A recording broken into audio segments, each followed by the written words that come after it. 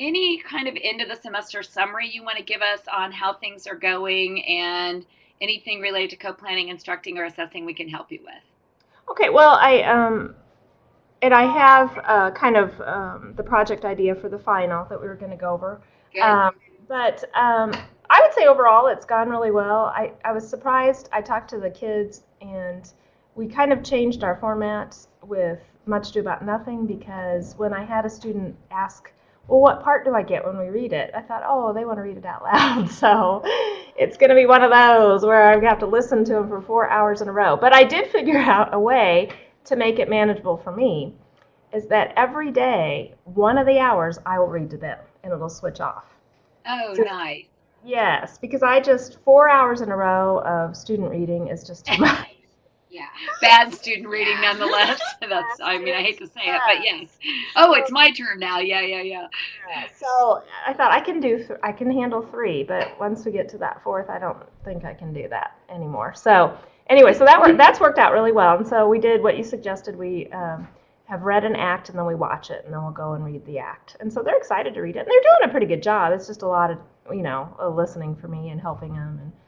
But they've There's enjoyed it. nothing wrong, Lisa, too, with you guys at this point in time. If when TJ is in the room, if you've already listened to it 3 times and you wanted to step out to Mm-hmm. do some assessment evaluation of kids, like do a quick oral assessment or see if they understand, there's nothing wrong with you not being in that room like Mm-hmm. once a month. I don't see that as a problem. So if it's something you might think, gosh, I'd really like to know where the kids are with, I know your wonderful steps for using independent dependent clauses in for the ACT, that might be a good thing for you to step out, and we call it a tap back assessment where you'd pull kids out. If you're interested in doing that, that would give you a break from listening one period and put him in a leadership role. It's just a thought. Okay, yeah, that's a good idea. Because I think, with him, I think he's already stated that he likes the lead follow, but it's good for him to lead because the problem is, and the kids see, like I told you before, that they think he's working for me, which is not true.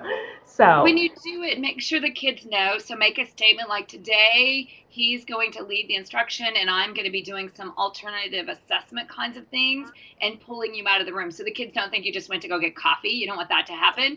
But that way then it's very clear that you have different roles and that he is leading today. But that's a great way to give yourself a break during this part of what you're doing.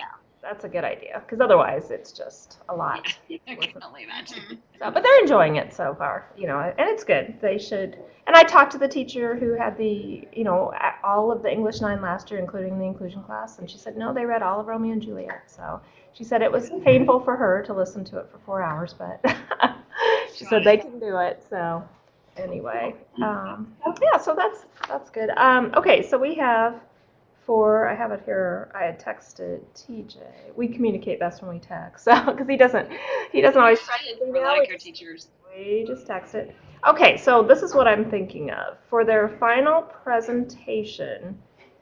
We would do it three. I don't know that I want to do partners. I kind of think I want everybody to present something. Okay. We'll see what you think. It may be that they need to have partners. Great idea. Time to see you there as individuals. Yeah, it's time. But we would present the 3 days before finals. So then, the day of the final, they would just have something small to do because there's no way we could get all 26 presentations done the day of the final. Right, right. And I'd rather leave some time. So what I was thinking is we've had the big questions throughout the semester, such as what can we learn from different generations? I'm reading the board here. Or the ceiling? What does it mean to grow up?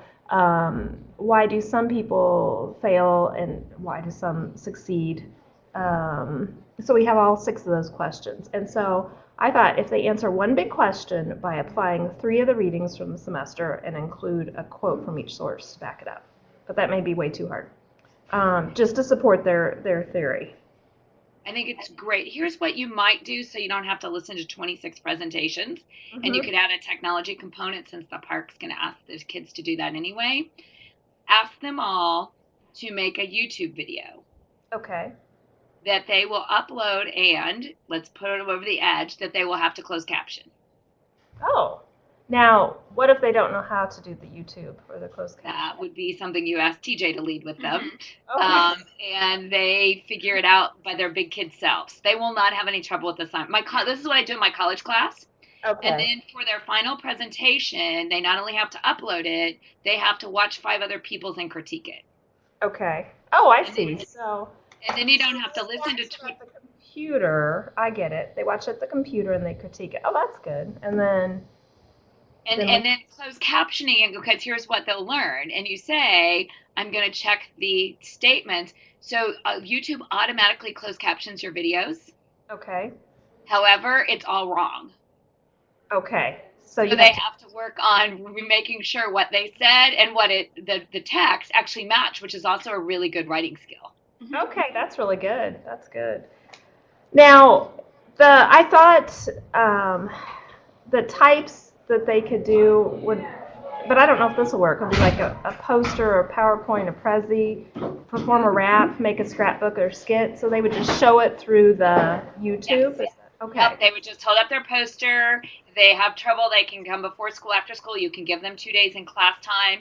You can coach those kids that this is really hard for. TJ can take a couple kids down and do it with them with the iPad.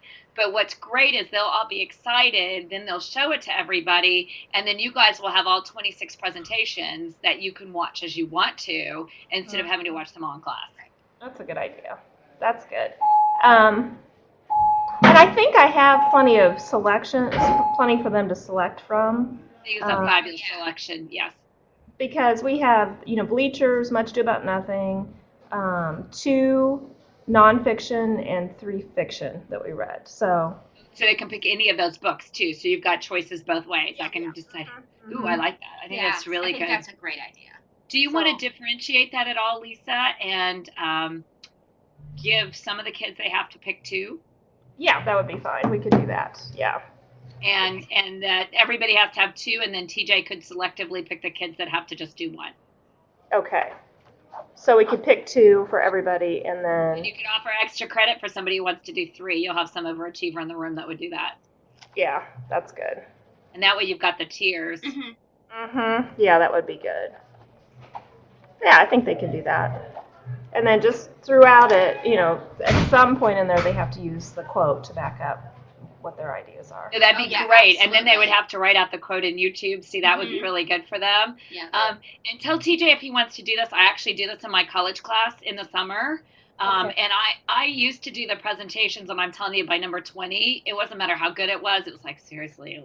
Oh, I know. And they loved this because they had to just watch 5. They were randomly assigned 5 people, and they got a chance to go. And what I loved is my smartest guy in the class was like, yeah, I so knocked this out of the park.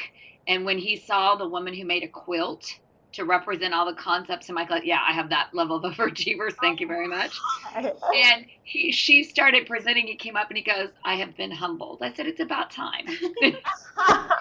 Oh, that's great. I love it. It's really good because you can make your kids who struggle shine, Mhm. and the rest of the kids will see them in a little bit different light. So this can be their best product instead of I stand in front of you and I melt. Right. That's a good idea. And they're So still. I'd be happy to help TJ directly with that if he'd like some help. But I would turn that over to him. He needs to figure out how to do that because I think that's his strength. Yes. And then you just figure out the structure for the assignments. Okay, yeah, that sounds good.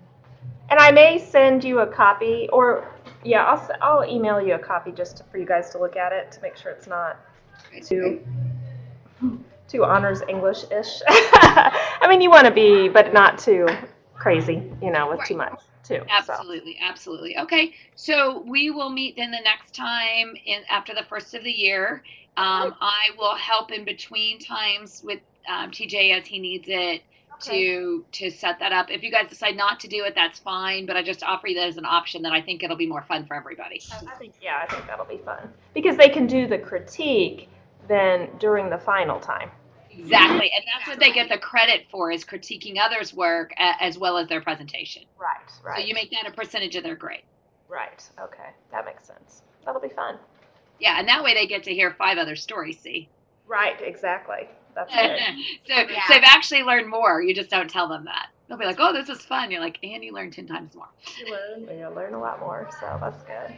Yeah. Well, it sounds great. Right. Well, thank you so much. I know you have to go teach. We'll talk to you later.